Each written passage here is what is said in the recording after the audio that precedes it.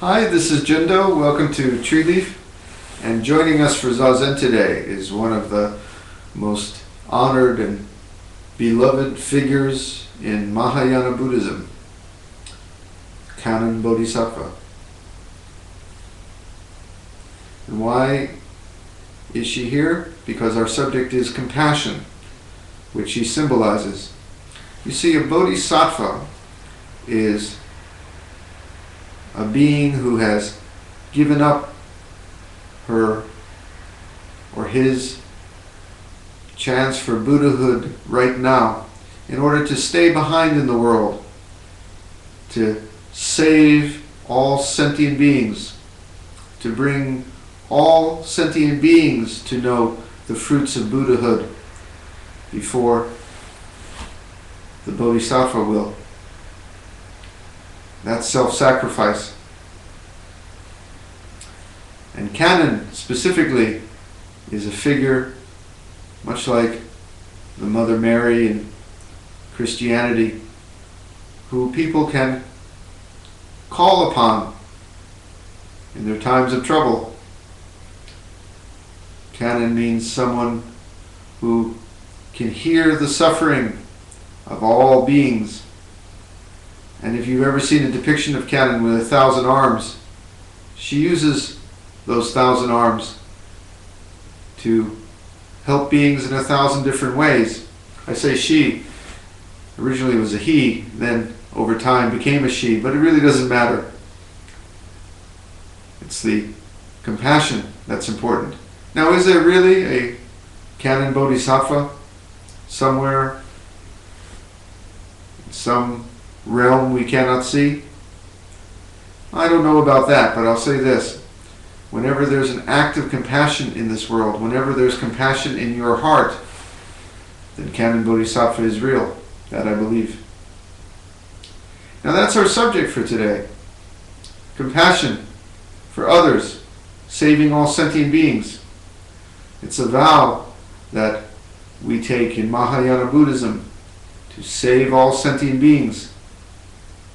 You see, this practice cannot just be about me, me, me. As I think you've already guessed, the main thrust of this practice is to get beyond the me that's always causing a lot of problems in our lives.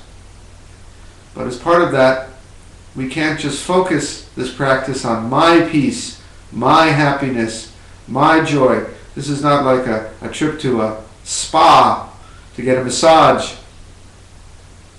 This practice has greater fruits, but we cannot taste them if we're only focused on me, me, me, me, myself, and I.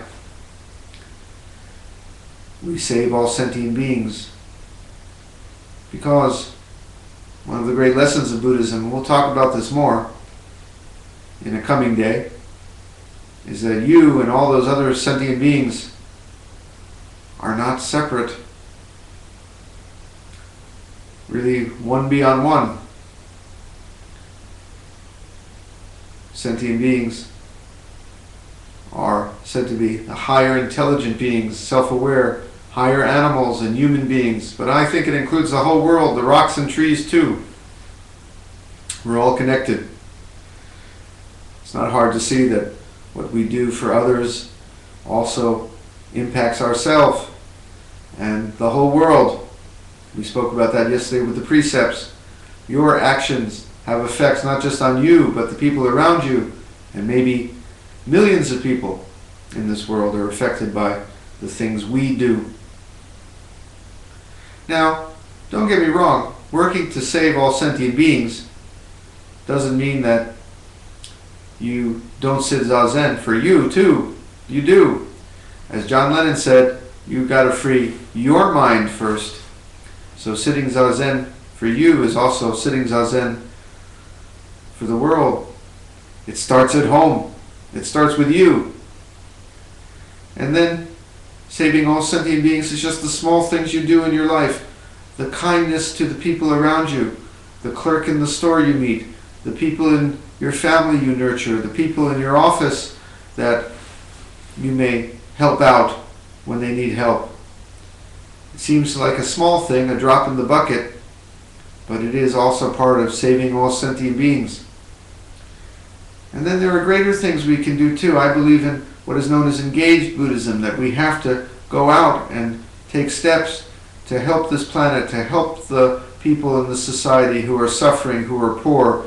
There have been a couple of postings recently on the Shambhala Sun blog about great suffering in parts of the world, Haiti, Mongolia. These are our brothers and sisters. We cannot just be staring at our own navel. We have to go out and help people who are in need. I believe in that greatly. This is all saving sentient beings. But let's start, as I said, with you got to free your mind first. Shall we do that now? Is that okay with you? Okay.